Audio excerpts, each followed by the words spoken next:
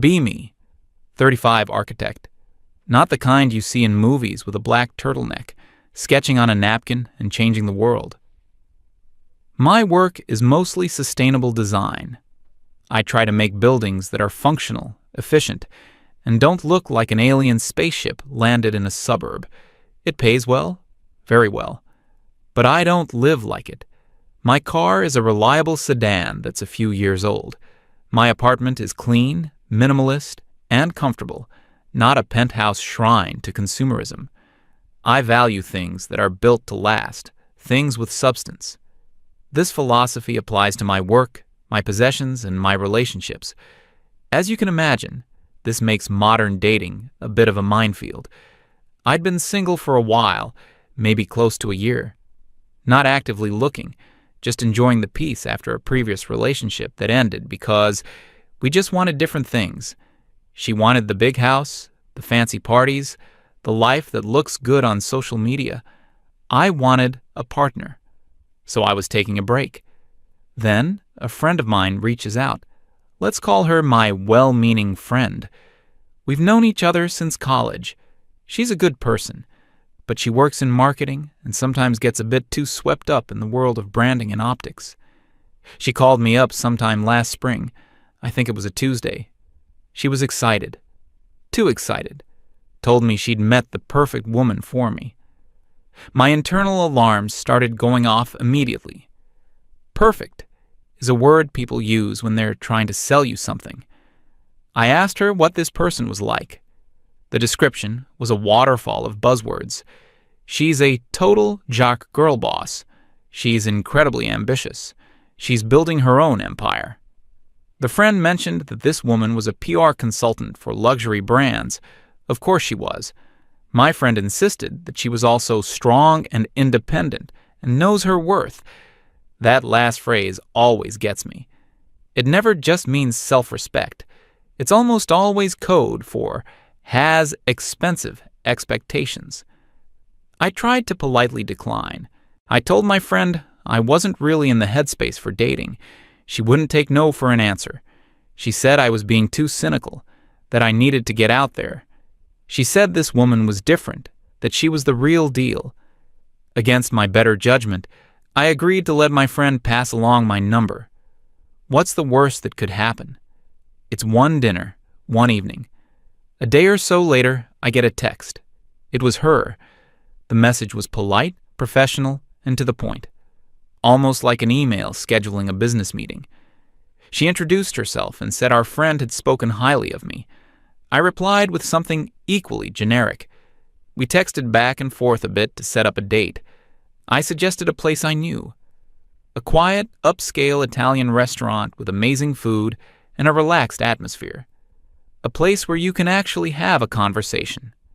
She replied almost instantly. That's a sweet idea, but I know this new place that's getting incredible buzz. The ambiance is everything. Let's go there instead. I'll make a reservation for Friday. It wasn't a suggestion. It was a directive. Red flag number 1. She immediately took control and dismissed my choice. I looked up the restaurant she named. The website was all style, no substance. Photos of dramatic, dark interiors. Pictures of cocktails with smoke coming out of them. Images of tiny, artfully arranged portions of food. The prices were astronomical. Not just expensive, but absurdly so. You weren't paying for food. You were paying for the right to post a photo from that location. I thought about pushing back, suggesting we meet for a simple drink instead. But then I figured, why start an argument before we've even met? Maybe I'm being the cynical one. Maybe she just really likes this place. I agreed. One night? How bad could it be? Friday comes around. I finish up at the office, head home, shower, and put on something decent. A nice button-down shirt, good trousers, leather shoes. Smart, casual. I drive to the restaurant, which is in the trendiest, most obnoxious part of the city. Valet parking is the only option, naturally. I walk in, and the place is exactly as I expected. It's dark, loud, and filled with people who are more interested in being seen than in enjoying a meal. Everyone looks like they're on a photo shoot. I give her name at the hostess stand, and they tell me she's already been seated. I'm led through the maze of tables to a small booth in the corner, and there she is. She looks exactly like her photos, which is to say she looks like a professional advertisement. Everything is perfect. Hair, makeup, a designer dress that probably cost more than my first car. It's an impressive display, but it feels like a costume. A uniform for the role she's playing tonight? I say hello, and she gives me a polished, media-trained smile. The first few minutes are standard first-date small talk. The weather, the traffic, how crazy work has been. But even this feels rehearsed. Her answers are generic. She doesn't share personal anecdotes. She delivers talking points. The waiter, a guy who looks profoundly bored with his life, comes over to take our drink order. I open the drinks menu, a tome bound in heavy leather. I was about to suggest a bottle of red wine, something reasonable. Before I can speak, she closes her menu and looks at the waiter. She tells him we'll start with a bottle of Krug champagne. I know Krug. It's one of the most expensive champagnes you can buy. A bottle here would be hundreds of dollars. She didn't ask me. She didn't consult me. She just ordered it. She must have seen the flicker of surprise on my face because she turned to me with that same polished smile. She explained that champagne is a non-negotiable for a first date, that it sets a celebratory tone and shows that both people are invested in making the evening special. She used the word invested, like we were closing a business deal. Red flag number 2, a big, sparkling, expensive one. The waiter nods and vanishes. I decide not to say anything. At this point, I'm shifting from potential date mode to social anthropologist mode. I'm just here to observe. The conversation, if you can call it that, begins. It quickly becomes clear that she isn't interested in getting to know me. She's interested in vetting me. The questions start, disguised as casual curiosity. So, architecture, that's fascinating. You must work on some big projects downtown. A question about the scale and budget of my work. It must be tough finding parking in the city. What do you drive? A question about my car. Do you travel much? I just got back from a week in St. Bart's. It's essential to recharge. A question about my disposable income and lifestyle. I give her vague, non-committal answers. I talk about my work in terms of design philosophy, not client budgets. I tell her my car gets me from point A to point B. I mention my last trip was a hiking trip in a national park. Each of my answers is met with a slight, almost imperceptible frown. It's like I'm giving the wrong responses on a test. She quickly seems to realize that this direct line of questioning isn't working, so she changes tactics. She starts talking about herself, and she talks and talks and talks. For the next hour, I am treated to a comprehensive presentation on her personal brand. That's the term she uses, over and over. My personal brand. She explains that her entire life is a carefully curated experience. The clothes she wears, the places she eats, the people she associates with. It's all part of a strategic plan to build her brand. She talks about leveraging social capital and calculating the ROI of relationships. She tells me her social media isn't just for fun. It's a full-time commitment to brand management. I'm just sitting there, nodding along, sipping on a glass of champagne that costs more than my monthly electricity bill. I'm trying to find the person underneath the press release, but I'm not sure there is one. I make an attempt to connect on a human level. I wait for a pause in her monologue and try to steer the conversation toward something real. I ask her what she's passionate about, outside of her career and her brand. Any hobbies? Books she's read? Movies she's enjoyed? She looks at me with a blank expression, as if the question is in a foreign language. She says her hobby is networking, and the last book she read was some guru's guide to disruptive marketing. It's hopeless. The waiter comes back to take our food order. Again, she takes the lead. She doesn't even look at the menu. She tells the waiter we'll both be having the chef's tasting menu. The tasting menu is, of course, the most expensive item available. It's a multi-course spectacle designed to impress. She informs me, not asks me, that it's the only way to truly appreciate the chef's vision. At this point, I've completely checked out. This isn't a date. It's a performance, and I'm the unwilling audience and sole financial backer. I just nod. Sounds great. My compliance seems to please her. She probably thinks I'm properly impressed. The next part of the evening is a blur of tiny, elaborate dishes being brought to the table. Before we eat each course, she has to take at least a dozen photos of it from different angles. She spends several minutes editing the photos on her phone, choosing the right filter, crafting the perfect caption. The food is cold by the time she's done. The monologue continues between courses. She tells me about her last relationship. She describes her ex not as a person she loved, but as a brand mismatch. She says he lacked ambition, and his personal growth trajectory had plateaued. According to her, he just couldn't keep up with her meteoric rise. The final straw, she explains, was when he suggested they spend a weekend camping instead of attending a gallery opening where she could network with high-value individuals. She says this with a straight face, as if it's the most reasonable explanation in the world. She then tells me that he accused her of being transactional and only caring about status. She lets out a small, bitter laugh. She says he was just intimidated, that his ego was too fragile to handle a strong, successful woman. She then looks me right in the eye and mentions something about toxic masculinity, how it makes men feel threatened by a woman's power, so they try to tear her down. She's expecting me to nod in agreement, to join her in condemning this pathetic ex-boyfriend. I just take a sip of water. I don't give her the satisfaction of a reaction. My silence seems to unnerve her for a moment, but she quickly recovers and launches into another story about a luxury brand party she attended. I spend the rest of the meal in a state of quiet resignation. I'm counting the minutes until I can politely end the evening and go home. I'm already composing the text message to my friend in my head. A very polite but very firm message telling her to lose my number if she ever tries to set me up again. Finally, the parade of tiny dishes is over. The dessert plates are cleared. We've been here for nearly 3 hours. She looks pleased with herself. She thinks the evening was a roaring success. In her mind, she has successfully demonstrated her high value, her sophisticated taste, and her elite lifestyle.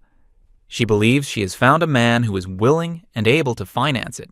She leans back in her seat, takes out her phone again, and begins scrolling through her photo gallery, probably admiring the pictures of the food she barely ate. A quiet moment hangs in the air.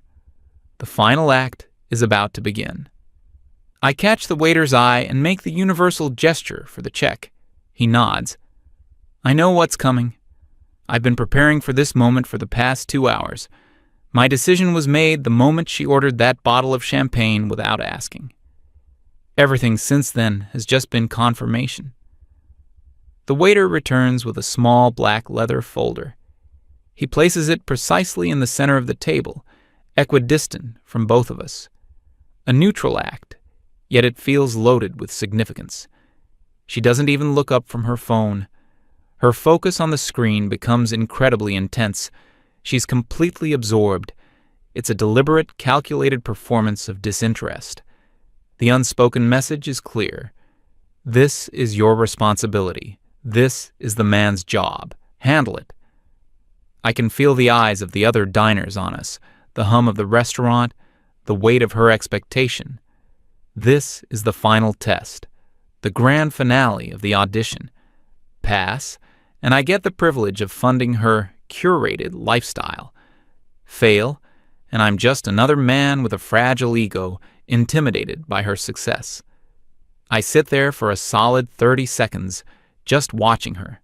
She doesn't flinch. She's committed to the role. I take a slow, deep breath. The anthropologist in me is fascinated. The man in me is just tired. Tired of the games, the tests, the expectations. I reach for the leather folder. Out of the corner of my eye, I see her relax. A tiny, almost imperceptible softening of her shoulders. She thinks she's won. I open the folder. The bill is printed on thick, creamy paper, as if its quality is supposed to soften the blow of the number at the bottom. Total, $699. I look at the number. Then I look at her, still laser-focused on her phone, feigning ignorance with an almost theatrical intensity. A part of me is almost impressed by her commitment to the act. I pull my wallet out of my jacket pocket. It's a simple leather bifold worn from years of use. I take out my credit card, a plain no-frills card from my bank. I place it on the table next to the bill folder. She sees the motion. A tiny, triumphant smile plays on her lips, but she doesn't look up. She's won. The provider has provided. The test has been passed.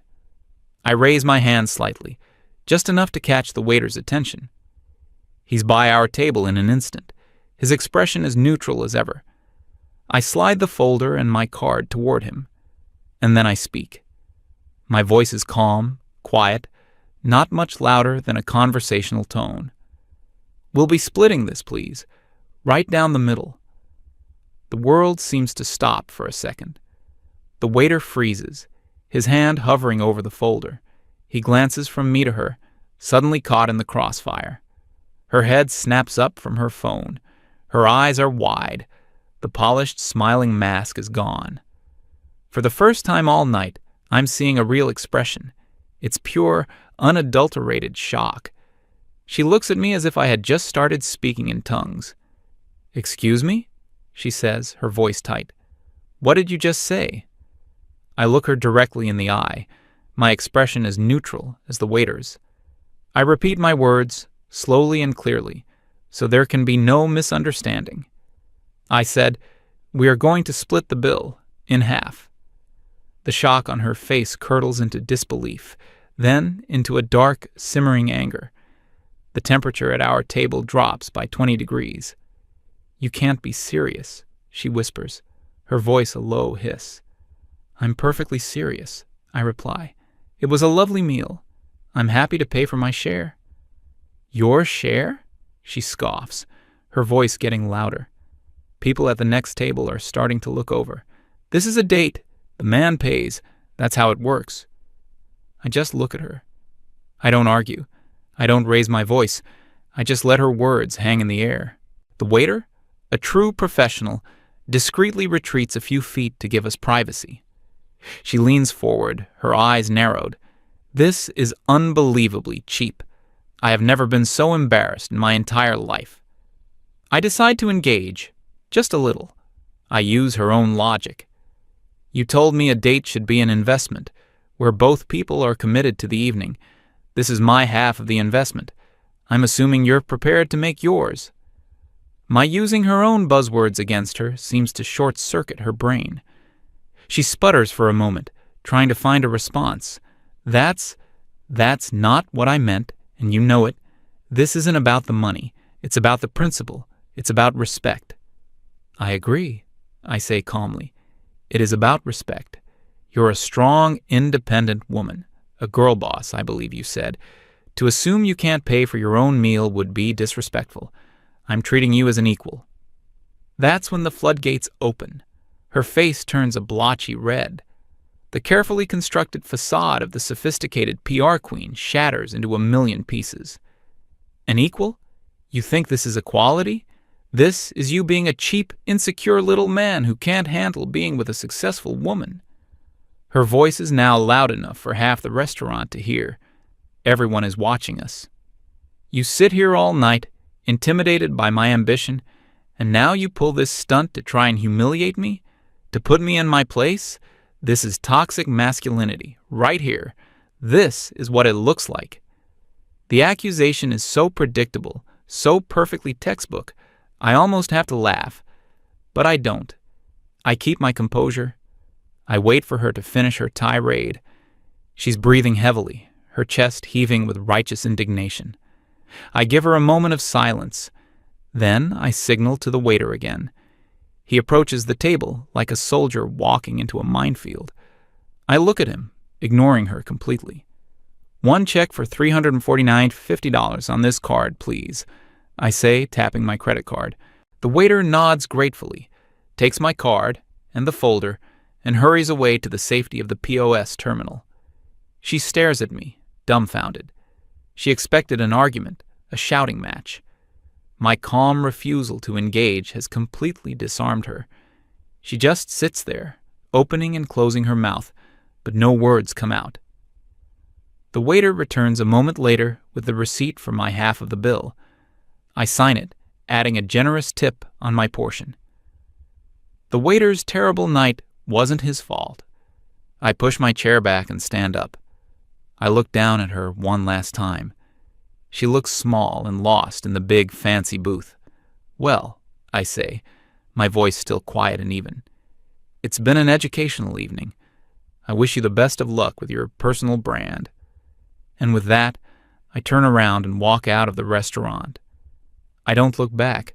I don't wait to see what happens next. I can feel the eyes of every single person in that room on my back as I walk toward the exit. I step out into the cool night air and take my first deep breath in. 3 hours. It feels like I've just escaped a high-pressure chamber. I give the valet my ticket, and while I'm waiting for my car, I take out my phone. I find the text conversation with my well-meaning friend.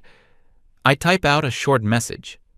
"Hey, the date with your friend was an experience.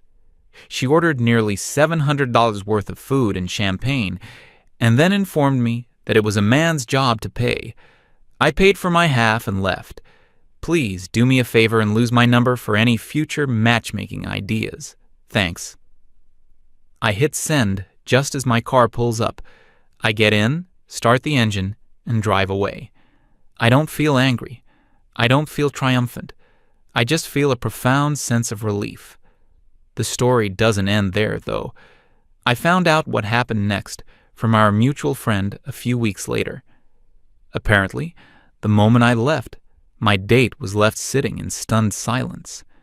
The waiter eventually had to approach her table and delicately ask for payment for the remaining 349 cider at 50. She tried to argue. She told the waiter there must be some mistake. She claimed I was supposed to cover the whole bill. The waiter, bless his heart, just stood there and said, "The other gentleman paid his half, ma'am. The remainder is still outstanding." She apparently tried to make a scene, claiming the restaurant was trying to scam her. The manager had to come over. Faced with the manager, the waiter, and a restaurant full of staring patrons, she finally realized she had no choice. She fumbled through her tiny, impractical designer handbag for her wallet. She pulled out a credit card and handed it over with a look of pure fury. The manager ran the card. It was declined. My friend told me this part with a mix of horror and glee. Her first card was declined. She had to produce a second one, a debit card, which thankfully went through. The humiliation was complete. The moment she got out of the restaurant, she called our friend. She was screaming, crying, a complete hysterical mess. She painted a picture of me as a monster, a manipulative sociopath who had lured her into a trap just to publicly shame her. She claimed I had pretended to be a wealthy gentleman all night, only to reveal my true, cruel nature at the very end. Our friend listened to this entire, frantic performance, and then she looked at the calm, factual text message I had sent her. My story was simple and made perfect sense. Her story was a dramatic, over-the-top fantasy. When my date finally paused for breath, expecting sympathy and outrage on her behalf, our friend took a deep breath, and then she delivered the final blow. She said, "Listen, you've been telling me for months about how you're a strong, powerful, independent woman who doesn't need a man. You're always talking about your brand and how much you're worth. It sounds to me like you went on a date, ordered a very expensive meal, and then paid for it. What's the problem?" There was just dead silence on the other end of the line. My date hung up. Our friend told me she hasn't heard from her since. She's pretty sure she was blocked on everything. So that's it. That's the story of my last first date. It cost me $350 and a few hours of my life to learn a valuable lesson.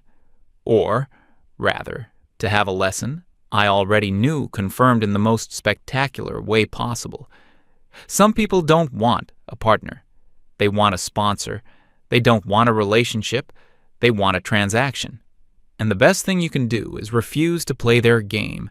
Just pay your half and walk away.